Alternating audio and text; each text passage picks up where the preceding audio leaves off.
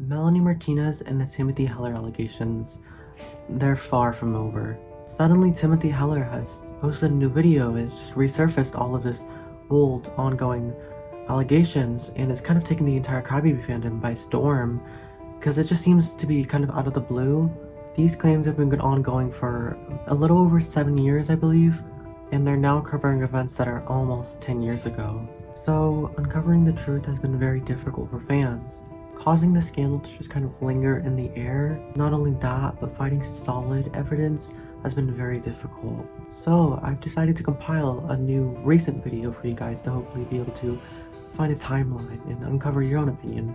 But first, I would like to disclaim that I do not endorse any death threats or harassment towards anyone mentioned in this video, or just anyone generally that could be on topic at all. This video is just for educational and entertainment purposes, and everything in this video is alleged, as well as this video will cover sensitive topics, so just a trigger warning for anyone, and also for the following on the screen, just a warning.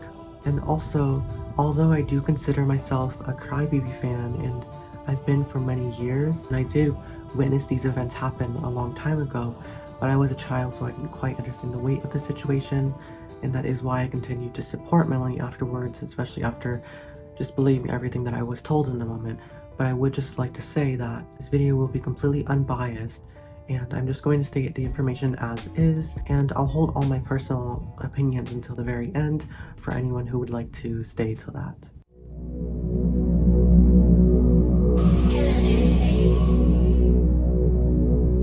It's me. It all began in 2013. Timothy Heller is one half of the duo group Dresses, where with her bandmate, Jared Ryan Maldonado, who had met in 2011 while touring with a mutual friend, and then would find that they actually do harmonize together and are able to bounce off of each other really well, and so they decided to become a duo group in 2012. They would then go on to release their debut album in 2013, and then a series of EPs in 2014. During this time that they would release these EPs, they would actually tour and open with Melanie Martinez for her Dollhouse tour. They would open and tour with Melanie Martinez on the first leg of her Dollhouse tour in June of 2014, and this is where they would actually meet Melanie Martinez. They would then become friends and they would hang out regularly, posting photos. So many of these photos are from 2015 through 2016 even, and then they would cease contact with each other for over a year, all the way until November of 2017, when everything would change. Timothy would first post tweets claiming that she's afraid to come through with her AU story, as she still has love and care for this person.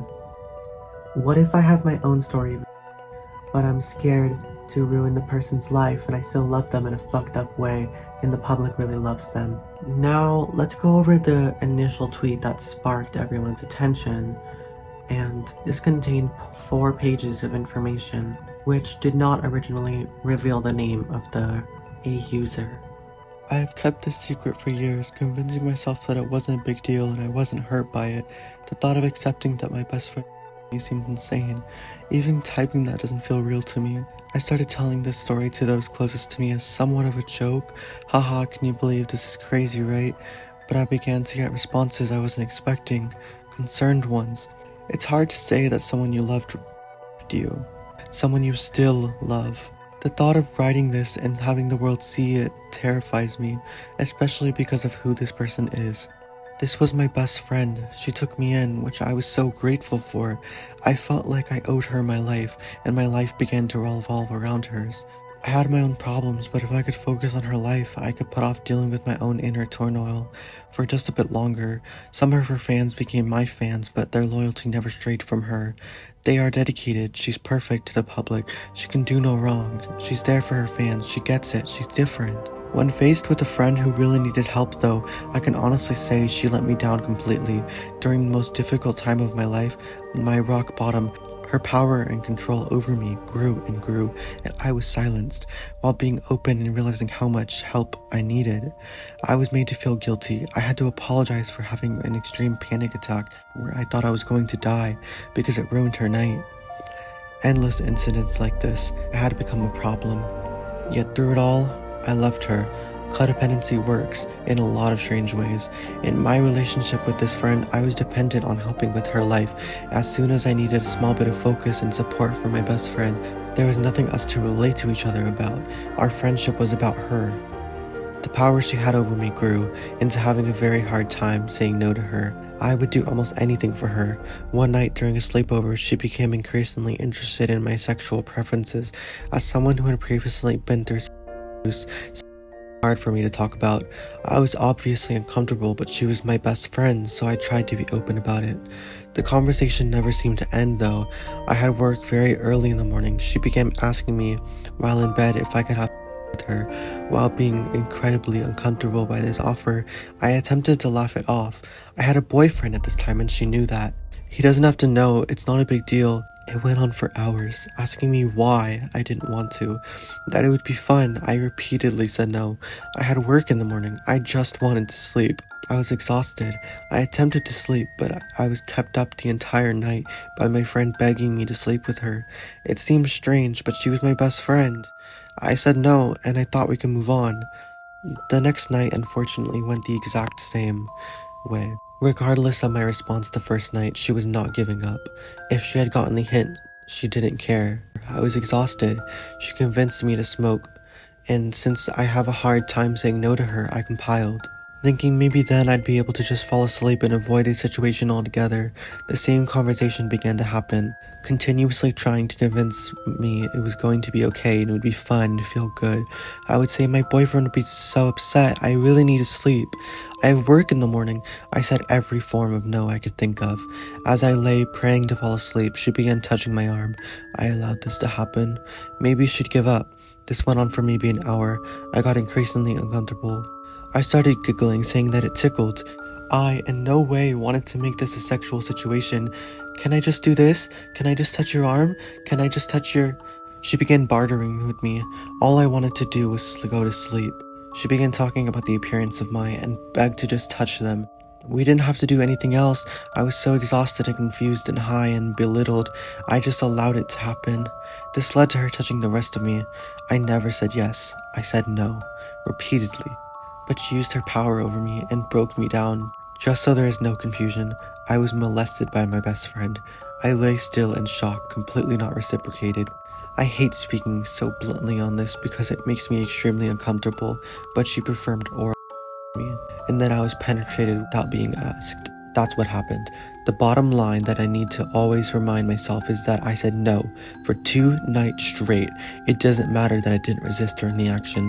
I had been broken down. She knew I didn't want to. I made that clear. I didn't scream at her. I didn't force her off of me. 1, because I loved her. 2, because I just wanted it all to be over. We never talked about this night ever again. While it completely messed with my head, there was no way that it could have been by my best friend, right?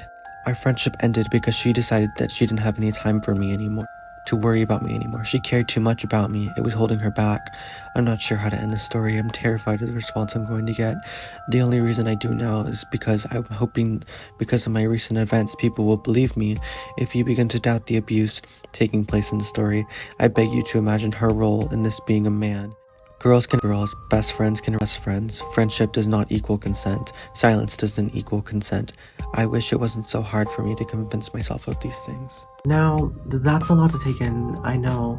Although that the name of her A user was not first stated, that would change with the following statement. When I wrote this story about I initially wasn't going to make the, but I think it's important for you to all know that this is about Melanie Martinez. So of course fans were concerned about this accusation, as it's gone everything against what Melanie Martinez had been an advocate for at this time. So within 24 hours, Melanie Martinez would reply with the following statements. I'm horrified and saddened by the statements and story told tonight by Timothy Heller. What she and I shared was a close friendship for a period of time. We came into each other's lives as we were both starting our careers as artists, and we tried to help each other. We both had pain in dealing with our individual demons and the new paths we were forging, but I truly felt we were trying to lift each other up. She never said no to what we chose to do together, and although we parted ways, I am sending her love and light always. With this statement, fans were, let's just say that, outraged was an understatement. They took this as Melanie Martinez confirming the claims, and fans then began recording, destroying, burning merch, vinyls, records, anything associated with Melanie Martinez, you name it, they did it. Timothy, on the same day that Melanie Martinez confirmed the accusations on December 5th, she would go on to do a Newsweek article. Melanie Martinez accuser Timothy Heller remained silent because voice star wasn't a man exclusive. Okay, sorry for the whole different lighting, different clothing and everything. It has been like a week since I filmed that last clip. This video has taken a lot out of me to even just edit and film and everything. I don't know why, because I'm really actually motivated about this video, just I'm really proud of it, but it's just taking me a lot. I feel it sucks because now I feel like the allegations have kind of been in the past, but whatever. Okay, let's just go ahead and get into the video. So in this interview, Heller states that Martinez became aware of the embedding allegations on November 16th of 2017. And within the first 20 minutes of posting that very first tweet where she started talking about, possibly telling her story and wanting to get it out, but, being scared, that Melanie Martinez began to call her. And this was the first time Martinez had reached out over a year. And so then in this interview, Heller states that because of this, I started sobbing when I saw Melanie was calling me, and I blocked her. According to Heller, Melanie would then try calling Heller's boyfriend at the same time, who was named Mikey, and she sent him several messages attempting to reach Timothy. So in these messages, Heller claims that Melanie stated she recently dreamed of Heller and that inspired her to reach out to her, and Melanie would suggest the service of a healer named Raven. Heller would state that she found this insane and deeply insulting. Timothy would continue with stating that she still has love for Melanie and she feels the need to protect her as she has fans who love and care for her. She now realizes that this is common for people who are in her situation. So in this next section, I would like to state that there's some back and forth between the initial tweet that sparked it all, which was on December 4th, and the interview with Newsweek, which was on December 5th. So I just would like to state that just in case there's any confusion, so I apologize if there is any. In this interview, Timothy would talk of the account of SA that took place on June 25th of 2014, which would be the following day after the first leg of the Dollhouse tour ended on June 24th. She continued stating that Melanie pried for information of her preferences and that they would play a flirty game with handcuffs. Initially, Timothy would laugh at this until realizing that Melanie was serious. In the original tweet, Timothy stated that Martinez began bartering with me, talking about the appearance of my and begging just to touch them. She would state that as it took place, she would lay in shock, not reciprocating. Timothy would then say, "We remained friends for a while, but it was strange. Obviously, I think I was invalidating my own experience for so long because she's not a man." Heller would continue, "Plus, she was my friend, and I sat with what happened in silence because I didn't want to be malicious." The article would continue with Timothy stating some hypocrisy she noticed in Melanie. This would be her advocacy on mental health, and also claims from Melanie that she would help Timothy early in her career. But all this meant was suggesting that they write a song together, but that never happened. And claimed that their friendship ended due to Melanie being told by a psychic that if she ever wants to win a Grammy, then she needs to cut people out of her life. She would also state that Melanie lied when she said that Timothy never said no, and even if she did say no, then it wouldn't make it right as it was still non-consensual. When Newsweek contacted Melanie's team for a comment on the situation, they said that Melanie still does stand by her comments. Now, within the following days of the allegations, the Crybaby fandom was split. I feel like that there was different perspectives, but I feel like there was strictly kind of two overall hierarchies, which there was one which was Timothy supporters who destroyed their Melanie merch, and then there was the Crybabies who scrambled for any possible explanation, with one of these being they were high. So during this time, Timothy did an interview with the Crybaby fan page, and so we get this live stream. So it is Timothy's own words. Let's take a listen. How do you feel about people thinking that it was partially your fault it happened because you were high? Or because, you may not have said no? That's what some people are saying, not that I think that. Right. I mean, I only smoked weed the second day, so there was an entire day of me saying no and being sober. The next day, it was so much. I was so overwhelmed with her asking me and bothering me that I was just like, And I think I kind of listed that I also kind of smoked weed because maybe it would make me like fall asleep and I'd be able to like avoid this happening at all, you know? Yeah. But I said no up for a good while, you know? I think it just made it a little bit harder for me to like, it just made me give up easier maybe, but I mean, I'd been bothered for 2 days. Right. So with the information that they were both high, fans took this narrative and ran with the idea that Timothy may have been slowed down mentally or affected her memory anyway, same thing with Melanie as well, and so Timothy denies this here. And then Timothy goes on to say that her and Melanie never participated in the act ever again after that. Did Mel ever try to do anything with you after that night, or was it over? No, it was like it never happened. She never tried to do it again? Mm-mm. Mel confirmed it, yeah. Mel did. In her response, everyone is saying her response was not the brightest idea of a response. I agree. So, with Timothy's side, she has been posting so many tweets, endless tweets pretty much, and even recently uploading a TikTok after, I think, being quiet on this situation for a few years at least now, and she still states her ground and stands her ground and states all the information as is, but she is quite heavily biased, whereas Melanie, on the other hand, has only made 3 statements, I believe, which one of them just being that she still stands on her side and with her statement. So she's only really said about 2 statements, and there have been fans who have been noticing some holes in Timothy's story that I have not even looked at yet, so I'm just gonna go ahead and put them in over here now.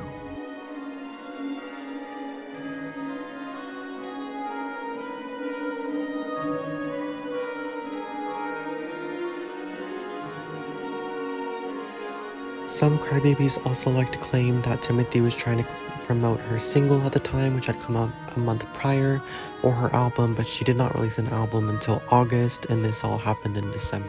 Not only have they noticed these holes, but there have also been some diehard Melanie fans who even tried to make up lies. So there have been edits of Timothy's story, but then there's been little tweaks in these photos that are clearly edited, and so it proves those to be false, which are just fans trying to prove Melanie's side of the story and making Timothy look bad. So on Melanie's side, on her supporters, there has been some that are separating the art from the artist, stating that they love her movie, stating that they love her story that she created with these 3 albums, that she's just a beauty, like an artist pretty much, and she's different than anyone out there, and so they love her for that reason, and they're kind of not really caring about the fact that she R-worded someone potentially. And then there's other fans who are just die-hard Melanie fans who just don't care and state that even they would like if this happened to them, which is just so disgusting. I do not even need to explain why that is wrong. And then on Timothy's side, there's some supporters who are stating that they relate to her in the sense and that they applaud her for being so vocal and open, even though Melanie's such a big artist. And then there's just some people who are just sending so much hate to her, and I don't think that she necessarily deserves all the hate that she gets. Even if she's lying, whether it's the truth, whether it's false, I don't think that any of the hate that she's gotten, some of the things that I've seen are just unforgivable. Okay, so that was just my little tangent. I kind of went on a rant there. So that section has pretty much been the past few years on the situation, since it's kind of just lingered in the air, and there's been some people stating how they don't know how people can even just support her, as these allegations were never really confirmed nor denied, and so it's just kind of like lingered in the air and made a lot of people not really want to be a fan of her. But then I would say like 97% probably of people are just completely forgotten about it at that point. So that was until Timothy uploaded this new TikTok, which was so hard for me to find. I don't know why, because it's the thing that sparked all of this in the first place. So I'm just shook as to how it's kind of been swept under the rug and people are just ignoring it and then talking about the old allegations. But in this video, she pretty much does state all of the same information and is just kind of, I think, wanting people to kind of just see her side of the story. And because she's gotten so much hate, like not everything she posts is just Melanie, while as you look at Melanie's page and it's all just supporters pretty much. And so she made this new video and it's gotten all of this back on the surface to people who hadn't known about it yet, and it's created all of it to come back around, and there's been no statement from Melanie yet still. She did perform at Lollapalooza, she's on tour. She definitely knows about the allegations, but I think that since it's the same information, that she still stands with her statement, we can assume. And so, again, I honestly don't even know where we're gonna go from here. I don't know if we're gonna get a statement from Melanie finally, or how it's gonna go with Melanie in person, because I wonder if there's gonna be someone who says it to her and then maybe there's a video, or if we're gonna get anything from Melanie at all, or if it's just gonna be silent on her end and she's doing good just as normal. And now I think she's gotten a lot of more like people who are not supporting her anymore. But I would say that majority of the fandom is definitely actually supporting her still, and she seems to be doing the same. So I don't know where we're gonna go from here. I might make another video if there's any new information, but at the moment this is all of the information that I can currently find. Let me know all your thoughts and opinions below. Let me know if I missed anything, and let me know where you stand. Do you support Melanie? Do you support Timothy? Or are you just kind of in the middle, not supporting until there's any type of statement, as I've seen a lot of fans say that much, and that's kind of me right now. But anyways, that is all. But that's not all. If you guys do want more from me, I do make music as well. I'm working on some. I've been working on some even today. So I'm really excited for what's to come. Make sure to just check out my album, Existence as a Scandal, if you have not. All links will be below, but that will be Zaya Room on all streaming platforms. Spotify, Apple Music, Tidal, Pandora, YouTube even. I have music videos here. And my album, Existence as a Scandal, is out now. So yeah, I hope that you guys enjoy. And make sure to check out the description, as I have all credits there for all the sources that I found, as well as just extra information that I might want to put down there, and all my links to my music, tags, whatever you guys want to see. Yeah, and I'll see you guys all in the next one. Goodbye.